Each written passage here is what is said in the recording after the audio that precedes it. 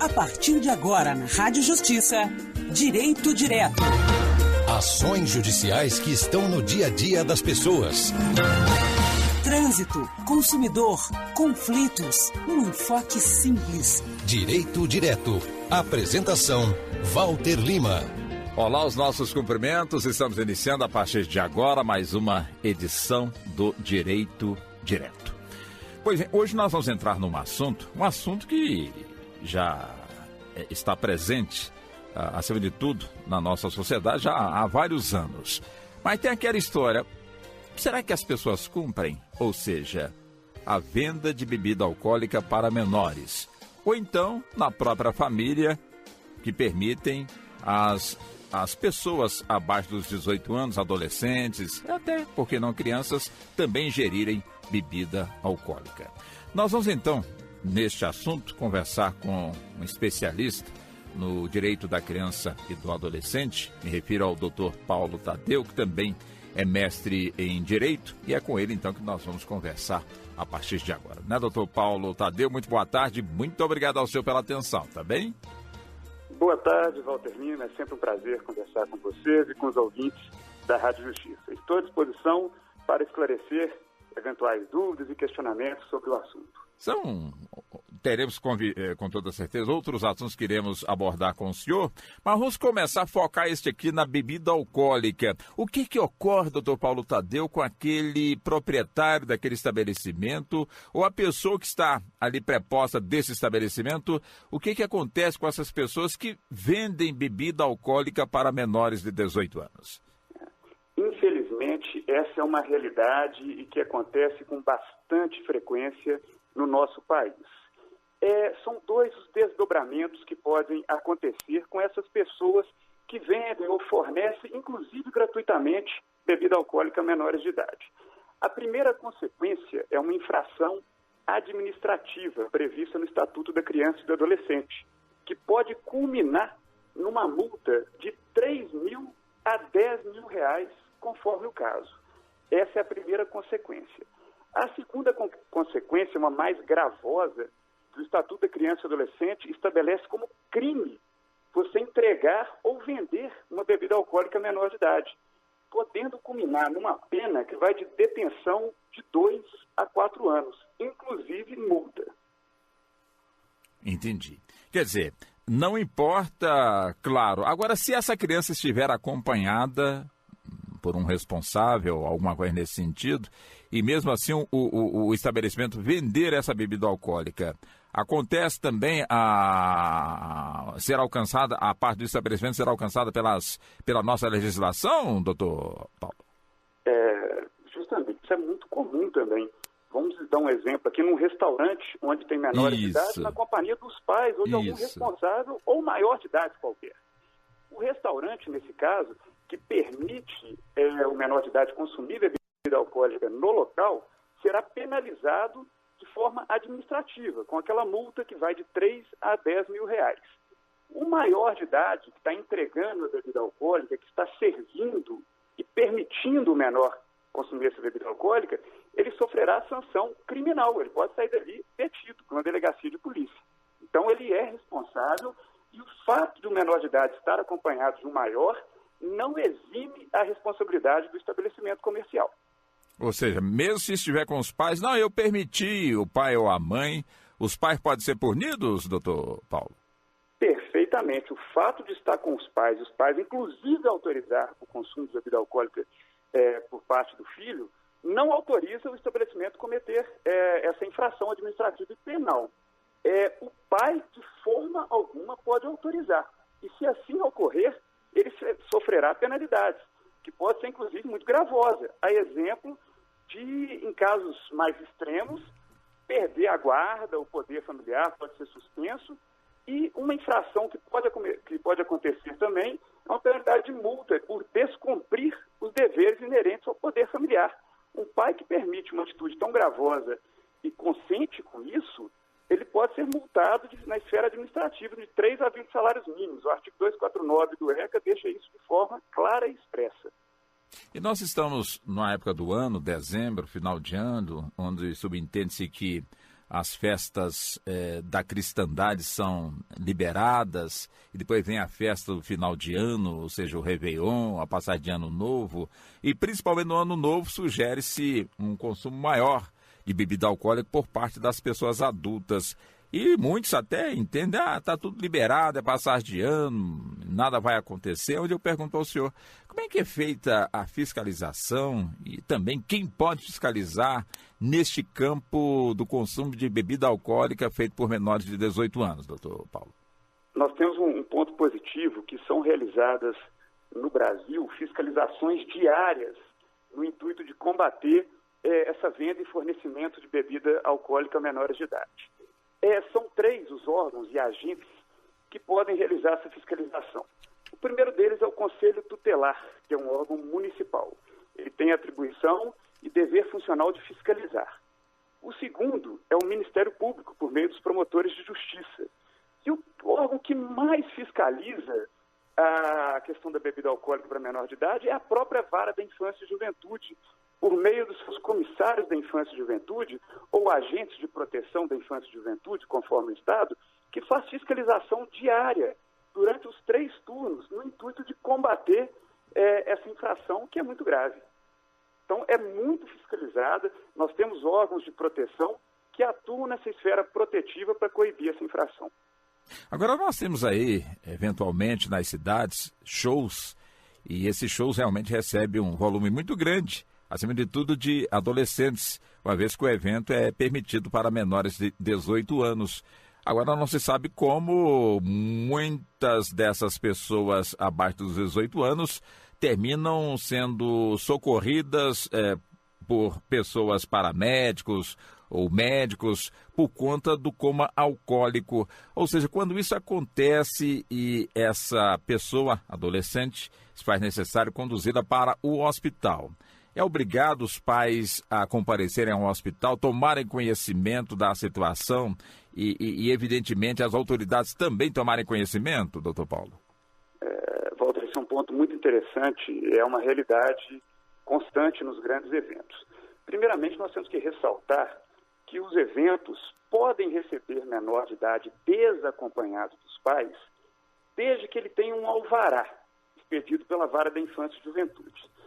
Então é importante aos pais, quando vai permitir um filho frequentar um evento, verificar a regularidade desse evento, ou seja, se ele atende os requisitos exigidos pela Vara da Infância e Juventude de segurança. Beleza. Segundo ponto, muitas vezes o menor de idade, apesar do evento ter o alvará que permite a entrada, por óbvio não permite o consumo, acaba conseguindo essa bebida alcoólica de alguma forma. Nesse evento, algum maior de idade que passa a bebida alcoólica para ele maior compra e passa, ou até mesmo menor de idade, muitas vezes usa de algum artifício proibido, como uso de documentos de identidade de outra pessoa, ou falsifica um documento, e acaba ingerindo bebida alcoólica no local. E muitas das vezes, infelizmente, acaba sendo encaminhado, como você mesmo disse, para uma equipe médica, como alcoólico, depois conduzido para o hospital. Nesse caso, o pai, no exercício do poder familiar, ele tem a obrigação de acompanhar todo esse procedimento. E a praxe nos mostra que os órgãos de fiscalização, quando isso acontece, entram em contato e, após o restabelecimento do menor de idade, faz a entrega para os pais ou responsável mediante um termo de responsabilidade, para que isso não ocorra novamente. Interessante, o senhor falou aí na questão da documentação que se faz necessário para um evento receber o alvará para funcionar, inclusive recebendo aí menores de idade. O senhor também citou, né, que existem situações em que o próprio adolescente falsifica aí o seu documento, aumentando a idade para poder não ter problema de acesso ao local do show. Vamos colocar dessa forma. Quer dizer, uma vez descoberta essa fraude ou essa falsificação, o que pode acontecer com esse adolescente que falsificou esse documento, doutor Paulo? Outra atitude que é muito comum, os adolescentes tentam ir, de forma até maneira criminosa, né, utilizar o documento de outra pessoa para adentrar ao local. Quando isso acontece, o adolescente é imediatamente encaminhado para a vara infracional, ou seja, essa atitude é uma atitude que é considerada ato infracional, descrita como crime ou contravenção penal na nossa legislação. Nesse caso, que o adolescente utiliza pessoa ou falsifica, ele vai receber um processo que chama por ato infracional, se assemelha a um processo criminal, perante a vara infracional da infância e juventude, podendo, ao final desse processo, receber uma medida socioeducativa, que vai desde uma simples advertência e, em casos mais gravosos, chegar até privar a liberdade do adolescente com uma internação. Mas ele é conduzido para a delegacia para lavrar essa ocorrência policial. Entendi. Agora, voltando para aquela situação do adolescente embriagado e que precisou ser socorrido. Quer dizer, uma vez estando de alta médica, vamos colocar dessa forma, a autoridade, ela pode, de alguma maneira, interferir na situação.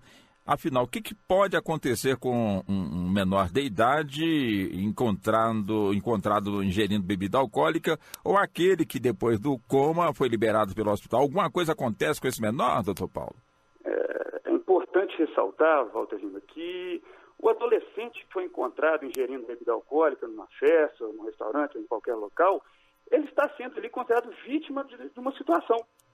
As pessoas, os adultos, não poderiam comercializar a bebida alcoólica. Então, o fato dele estar consumindo bebida alcoólica, ele não está cometendo uma infração, o menor de idade, e sim quem serviu.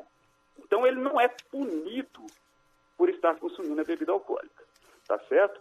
É feito, isso aí depende de cada estado, de cada comarca, um trabalho preventivo. A partir do momento que um menor de idade foi encontrado numa situação dessa, num coma alcoólico, algumas comarcas, alguns estados, os juízes convocam esse adolescente com uma espécie de medida protetiva, juntamente com os pais, para acompanhar uma palestra. Um médico pode falar sobre o malefício do álcool no organismo, de uma pessoa que está ainda em formação. Só que isso não é uniforme na legislação, não tem uma previsão e depende da sensibilidade do juiz de cada comarca. Mas o importante é ressaltar que o adolescente que está consumindo bebida alcoólica, se ele não utilizou de documento falso ou outra conduta considerada crime, ele é vítima da situação de um menor de idade que forneceu essa bebida alcoólica. Entendi.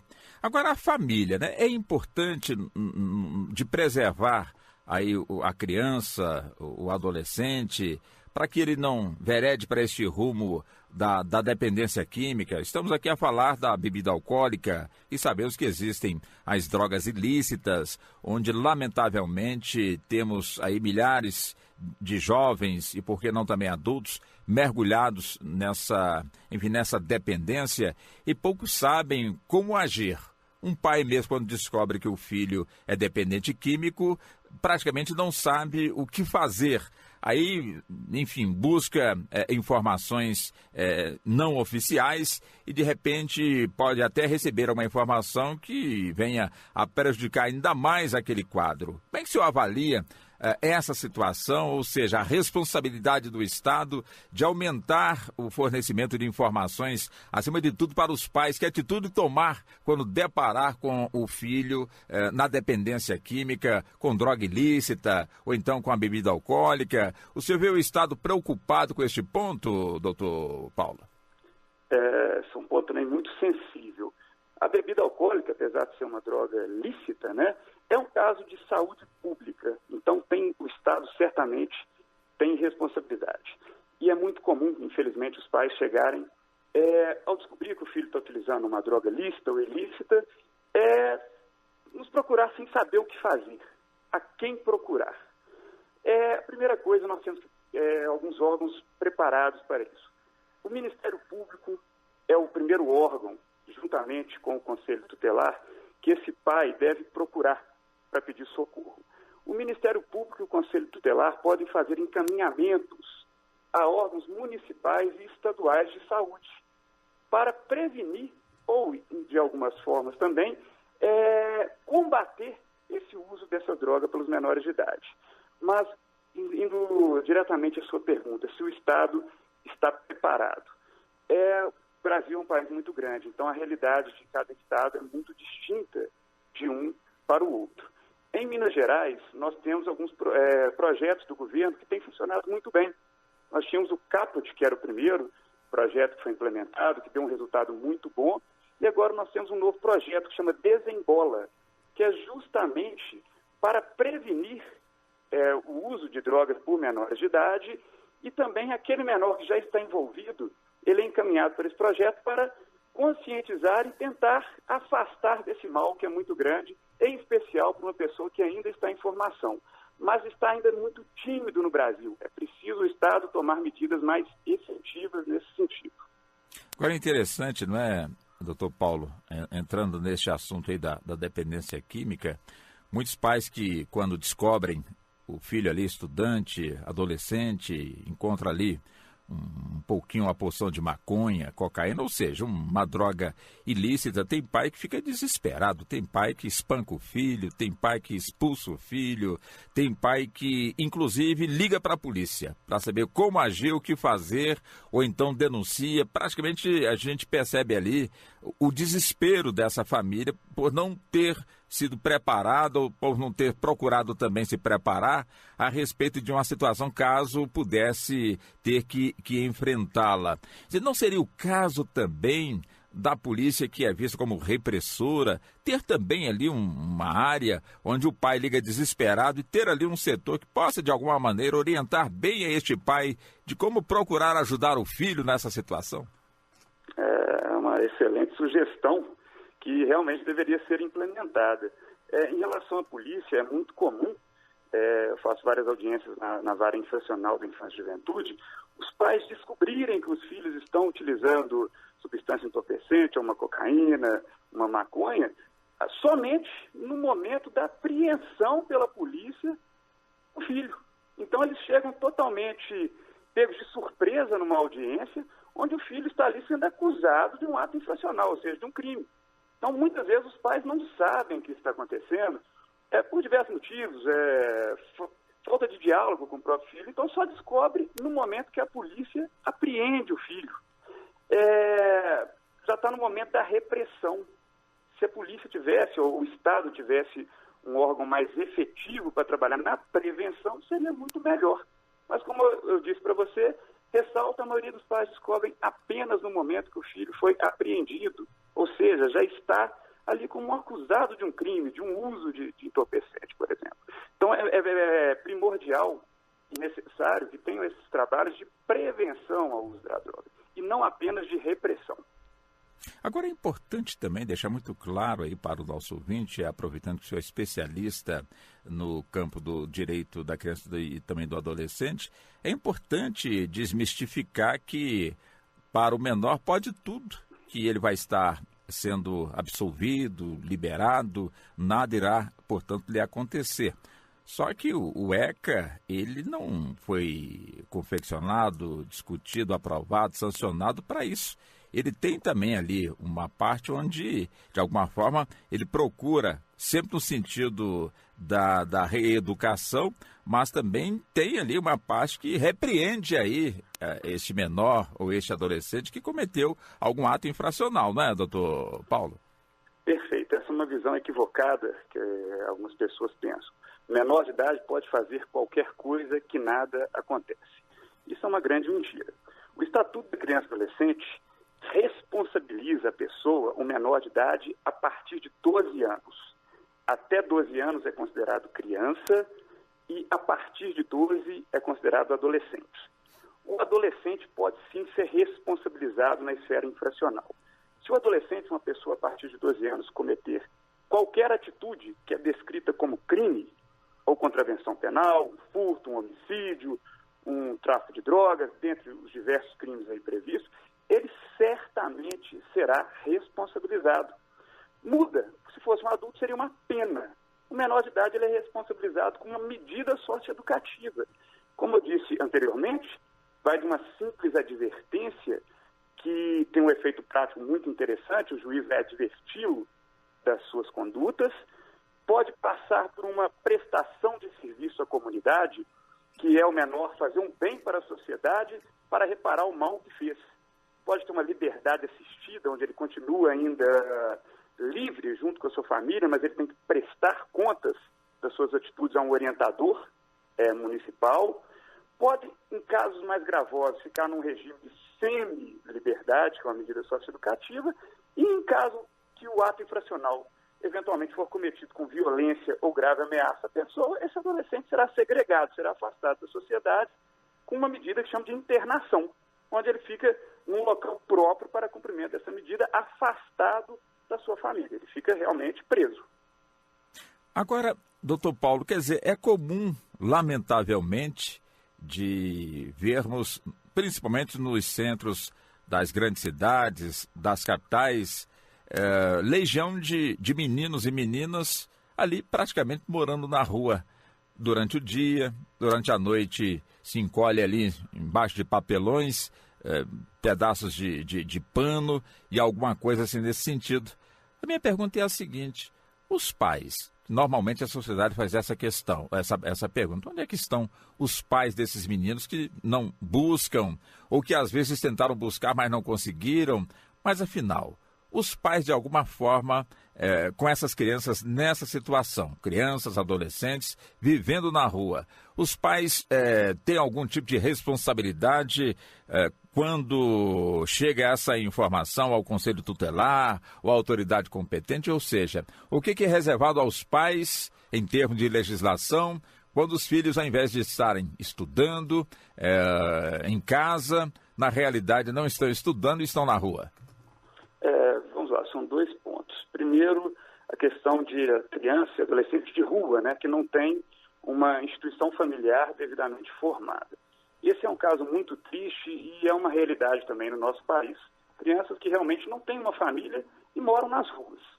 Esse é um caso de difícil solução, porque muitas vezes a reintegração familiar é algo que já não torna mais possível. Muitas vezes os pais ou já são falecidos, ou estão presos, ou são usuários contumazes de drogas e não têm qualquer condição de cuidar de um filho.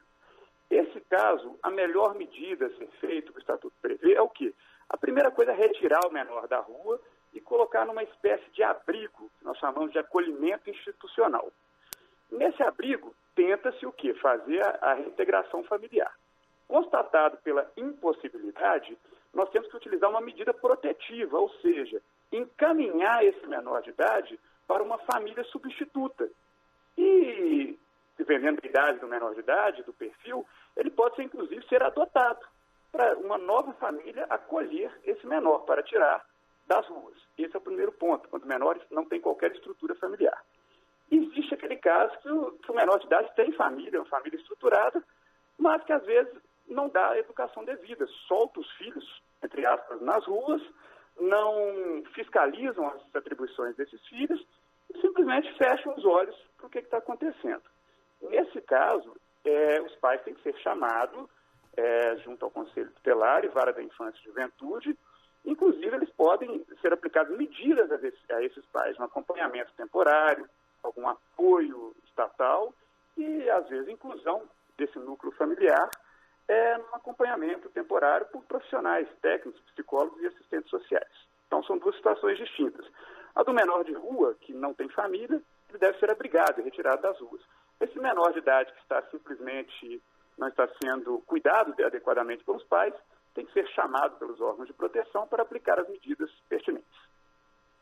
Nós estamos conversando com o Dr. Paulo Tadeu. Dr. Paulo fala conosco da capital mineira, Belo Horizonte. Ele que é especialista no direito da criança e do adolescente, ou seja, no Estatuto, né, da criança e do adolescente. O Dr. Paulo Tadeu também é mestre em direito.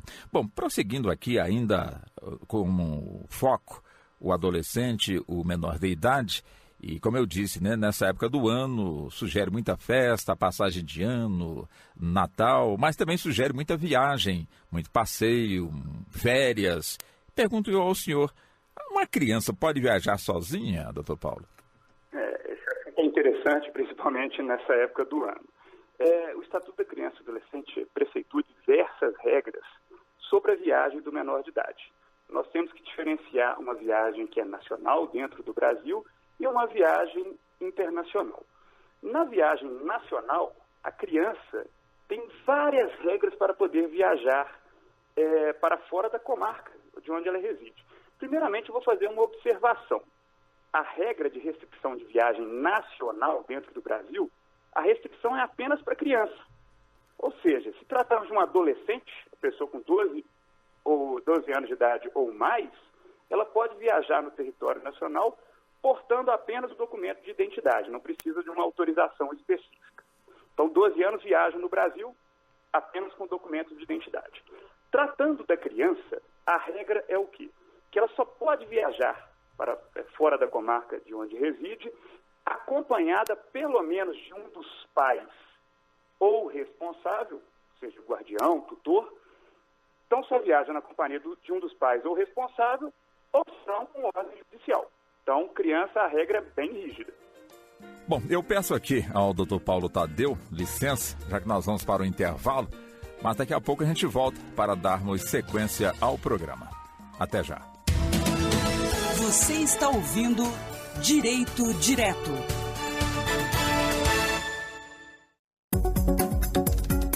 O STF, Supremo Tribunal Federal, convida as entidades e demais interessados a participarem da audiência pública para debater bloqueios judiciais do WhatsApp, convocada pelo ministro Edson Fachin. Na oportunidade, também será discutida uma ação direta de inconstitucionalidade de relatoria da ministra Rosa Weber sobre dispositivos do Marco Civil da Internet. Os interessados deverão requerer sua inscrição para cada um dos temas com a indicação dos respectivos representantes e pontos a serem abordados até o dia 1º de fevereiro de 2017. A audiência pública para debater bloqueios judiciais do WhatsApp e sobre dispositivos do Marco Civil da Internet. Inscrições até o dia 1º de fevereiro de 2017 pelos endereços adpf403@stf.jus.br e Marco Civil Internet @stf.jus.br.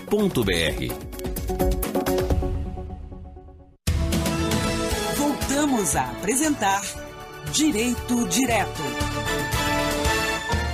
É isso, estamos de volta com o Direito Direto. Hoje estamos aqui a conversar com o Dr. Paulo Tadeu, que é especialista na lei que justamente trata do direito da criança e também do adolescente. Vamos prosseguir com a entrevista. O senhor falou aí na questão dos 12 anos, eu gostaria de focar um pouco mais aí nessa faixa de idade, ou seja, então, no caso aí, o adolescente acima dos 12 anos e um dia, não há necessidade de buscar uma autorização judicial ou dos pais para poder realizar uma viagem, basta chegar no guichê, comprar ali a sua passagem e embarcar, seria assim, doutor Paulo? Claro que as companhias, para se resguardar, exigem algumas regras específicas, que a criança pode estar acompanhada de um responsável, mas pela legislação, pelo Estatuto da Criança e Adolescente, do artigo 83, mais precisamente, estabelece que a regra é só para a criança. Ou seja, o adolescente, ele basta apresentar para a realização da viagem, portando o seu documento oficial de identidade. Não precisa de autorização dos pais especificamente e muito menos autorização judicial, por se tratar de adolescente. Eu, particularmente, entendo que essa regra é muito flexível, não poderia ser assim, mas é a realidade e é assim que é feito hoje no país. Tá, mas a situação muda quando, no caso aí, os pais são separados, mas eu já me refiro evidentemente que a resposta é que tem que ter a necessidade da autorização judicial abaixo, portanto, aí dos 12 anos, mas se os pais forem separados, quer dizer, tem que ter também anuência tanto do pai quanto da mãe para essa criança poder viajar, isso abaixo dos 11 anos da idade, e isso também ou acompanhada ou somente do pai ou então somente da mãe, doutor Paulo? Walter, frisando que, por enquanto, estou falando das regras de viagem nacional. Isso. Tá. Você tem razão. Na viagem nacional, como eu ressaltei, independentemente se o pai for divorciado, se os pais forem divorciados, isso não interfere na viagem nacional. Na viagem nacional, basta estar acompanhado de um dos pais, não precisa de ambos. Inclusive, se os pais forem divorciados, o filho estiver com um dos pais, o outro não precisa autorizar, diferentemente do que ocorre na viagem internacional. Então vamos entrar nessa parte da viagem internacional. O que a legislação ela impõe nesse sentido, doutor Paulo? A viagem internacional, as regras, por óbvio, são muito mais rígidas. Na viagem internacional, para o menor de idade embarcar, por exemplo, do Brasil para a Argentina, para os Estados Unidos ou qualquer outro país, ele precisa estar acompanhado de ambos os pais ou autorizado por ambos os pais. Então, ele está na presença dos dois, ou autorizado por ambos, ou, em último caso, vamos citar, ele está com o pai, a mãe tem que autorizar, ou vice-versa. Ou seja, neste caso, aquela história, mas se o pai ou a mãe não permitir, teria também como saída a busca de um documento judicial que viria a substituir essa autorização que não foi concedida? Perfeitamente, no caso de viagem internacional. Isso. Se um dos genitores não permite a realização da viagem, não emite um documento autorizando, a única solução é o genitor interessado que deseja realizar a viagem procurar a Justiça da Infância e Juventude, realizar um pedido de autorização judicial para o suprimento do consentimento desse genitor. Aí o juiz vai fazer o quê? Ele vai averiguar a situação para verificar se essa viagem será melhor, trará algum risco para o menor de idade ou não. Em caso que for constatado que uma viagem de lazer vai proporcionar um acesso à cultura para o menor de idade e não tiver nenhum prejuízo, certamente o juiz irá autorizar, tá certo? Entendi. Nós temos também aquela situação das viagens a passeio, né, lá ou nos Estados Unidos ou então na Europa. Então existem aí aqueles pacotes de viagens, as chamadas excursões, onde a empresa, de alguma forma, ela faz aí essa viagem com os menores, com os adolescentes. Pergunto eu, portanto, ao senhor, os pais não vão estar presentes aí nessa viagem, nessa excursão internacional. Quer dizer, a regra continua sendo a mesma, tem que ter autorização tanto do pai como da mãe, e também interferência do judiciário ou não, doutor Paulo? Essas viagens, pacotes de turismo, que é muito comum, para viagem internacional, basta ambos os pais autorizarem por documento escrito a realização dessa viagem. Inclusive, por questão de segurança, ele pode até indicar que a criança vai na companhia de uma terceira pessoa, um adulto responsável, funcionário dessa empresa. Então, não precisa ter a interferência do judiciário nessas excursões, desde que ambos os pais autorizem a realização da viagem. Lá do outro, se um dos pais não concordar, aí sim, somente nesse caso, é necessário o suprimento do consentimento desse pai ou dessa mãe que não concorda com a realização dessa viagem. O juiz vai verificar quais são os argumentos dessa negativa da viagem para verificar o que é melhor para o menor de idade. Entendi. Agora, nessa situação, né? Ou seja, a criança ou adolescente vão realizar uma viagem internacional. De repente, o pai é falecido ou então a mãe é falecida. Só tem o pai ou então a mãe para poder fazer essa autorização. Neste caso, basta somente a autorização da mãe ou então do pai vivo para que essa criança realize a viagem ou se faz necessário um outro procedimento?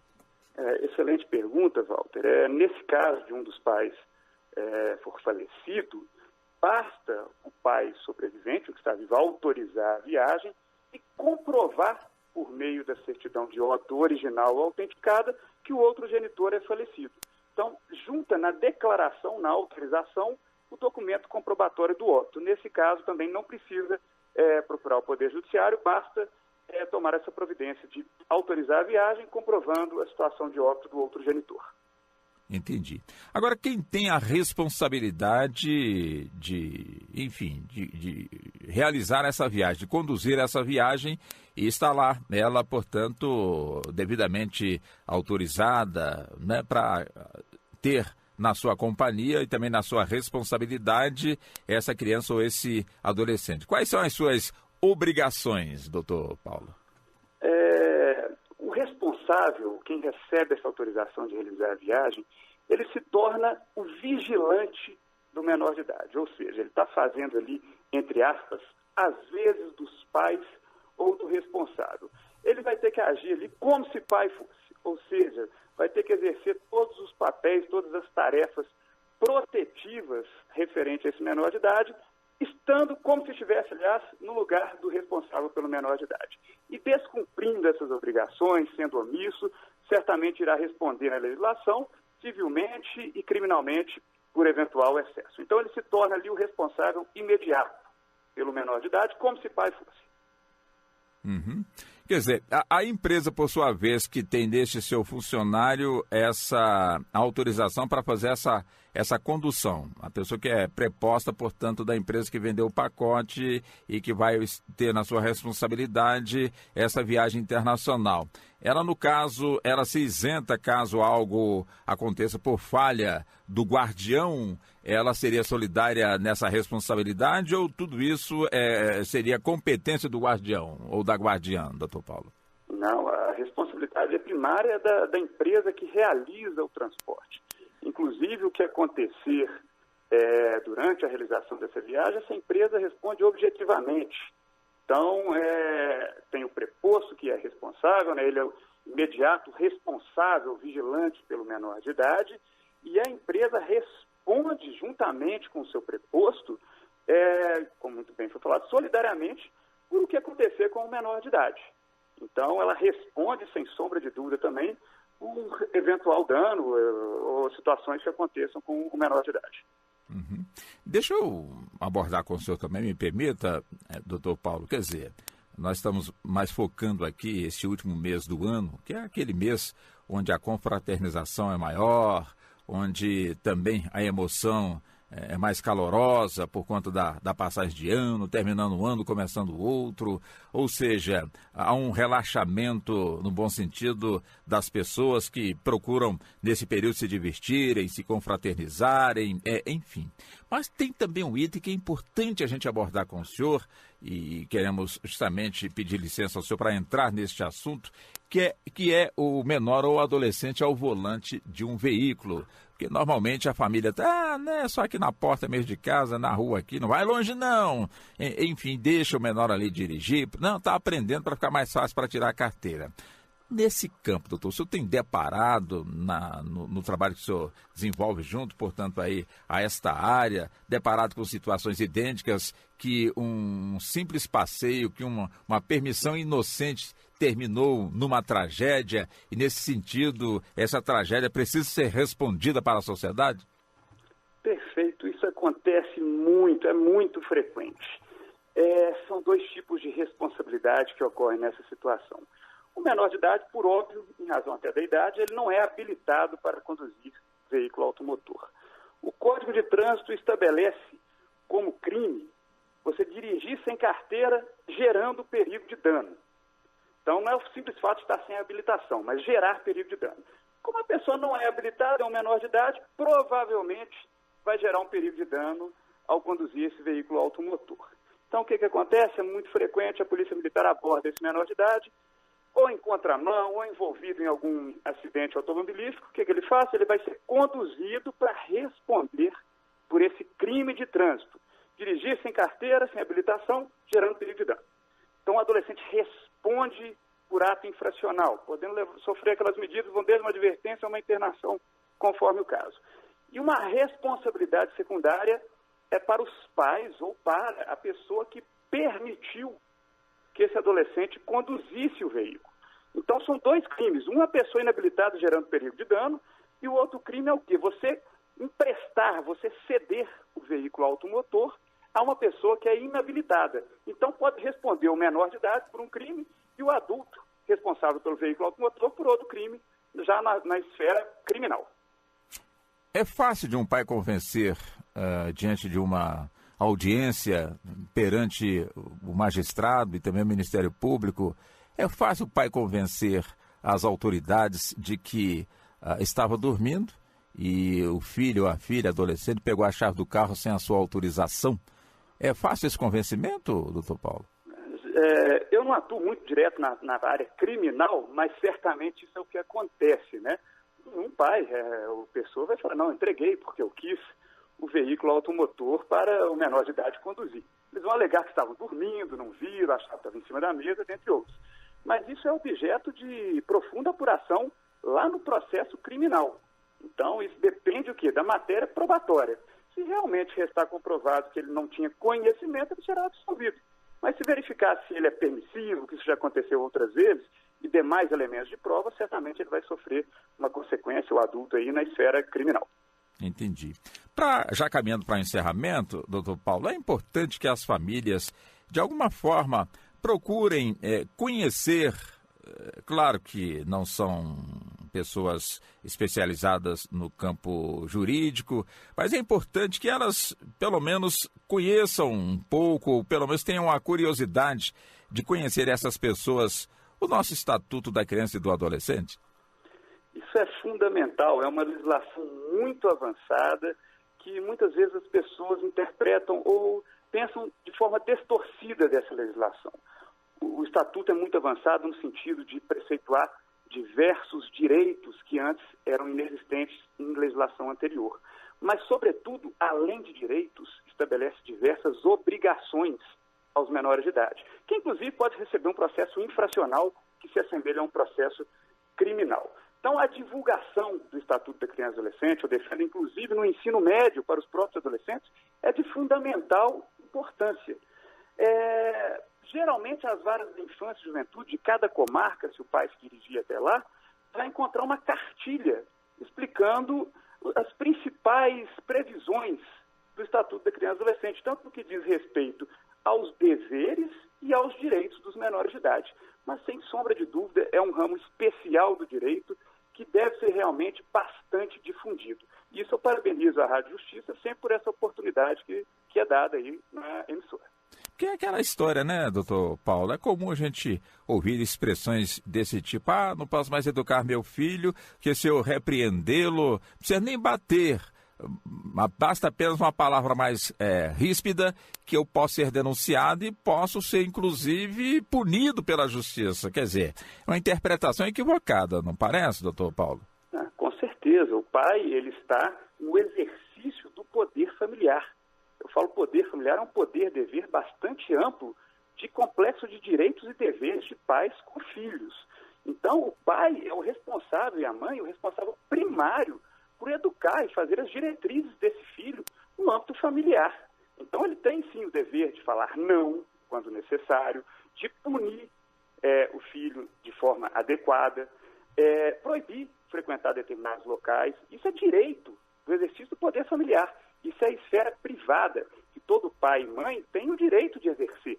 É claro que ele não pode exceder, espancar um filho, amarrar um filho, que, como já vimos acontecer com corrente, etc. Mas o exercício do poder familiar bem realizado, bem exercido, ele deve sim acontecer. E o pai tem essa autonomia, sem sombra de dúvida, em relação aos filhos, de dar a diretriz educacional que ele bem entender, claro, respeitando a legislação e não cometendo excesso. Está muito bem. Para que possamos encerrar, doutor Paulo Tadeu, eu gostaria de encerrar justamente com aquela mensagem do senhor, principalmente para os pais que têm aí nos seus filhos, adolescentes, aquele orgulho, né, de vê-los estudando, de vê-los sempre trilhando o caminho da responsabilidade, já demonstrando a preocupação de futuro. Enfim, gostaria que o senhor deixasse realmente a mensagem para que este pai permaneça realmente apoiando aí o filho ou então a filha, e especialmente para aquele que ainda não teve essa oportunidade, muito pelo contrário, está enfrentando justamente uma situação adversa do que nós colocamos. Gostaria de encerrar com o senhor pontuando essas mensagens, doutor Paulo. É muito comum, todos sabemos, a criança e o adolescente é o futuro do nosso país. Então, nós temos que preservar todos os direitos da melhor maneira possível. O pai, no exercício do poder familiar, tem que conversar muito, dialogar muito com seus filhos menores de idade. O diálogo é a forma melhor de conhecer o próprio filho. E saber com quem que esse filho está andando, quais são os amigos, quais são os locais que esses pais estão frequentando, que essas crianças, esses adolescentes estão frequentando, se o local é adequado, se o local é autorizado pelos órgãos competentes, especialmente pela vara da infância e juventude. Então, esse contato direto, esse diálogo é de fundamental importância. Para esse pai que está tendo uma dificuldade com o seu filho menor de idade, que às vezes não está estudando, ou eventualmente envolvido com uma substância entorpecente, ele tem que procurar os órgãos competentes, Conselho Tutelar, Ministério Público, Vara da Infância e Juventude. Certamente será apresentada uma solução, uma alternativa, e ele será acolhido ali da melhor forma, tá certo? Então, o diálogo é fundamental para que esse jovem se desenvolva da melhor forma, psicologicamente, fisicamente, até atingir a maioridade e ser responsável por ele próprio. Normalmente o senhor produz aí conteúdos voltados justamente no campo do conhecimento, com base no Estatuto da Criança e do Adolescente, que é a nossa Lei 8.069 de 1990. As pessoas, caso queiram ter essa oportunidade de conhecer este conteúdo altamente enriquecido pelo conhecimento que o senhor detém sobre a matéria, como fazer para poder conhecer o conteúdo ou buscar esse conteúdo, doutor Paulo? Eu sempre divulgo num canal do YouTube, que é Paulo Tadeu Barcelos, que pode pesquisar lá no YouTube. O meu e-mail para contato é paulotadeu@riguetebarcelos, RIGHETTI, Estou à disposição para qualquer dúvida e tem o website também, que é www.riguetebarcelos.com.br. Estou à disposição para qualquer questionamento, dúvida, pode entrar em contato comigo. E foi um prazer ter feito essa entrevista com o senhor, aqui os agradecimentos da emissora, e fica o convite, claro, dentro da disponibilidade de tempo do senhor voltar mais vezes conosco, tá bom, doutor Paulo?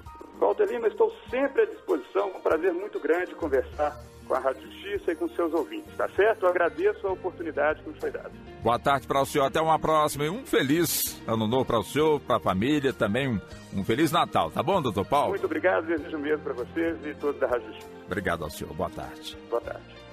Então é isso, nós conversamos, portanto, com o nosso convidado, abordando com ele sobre esses aspectos, né? O caso da bebida alcoólica, que infelizmente temos aí uma legião de garotos, garotas, adolescentes ingerindo bebida alcoólica, e existem situações que até mesmo a própria família incentiva, né?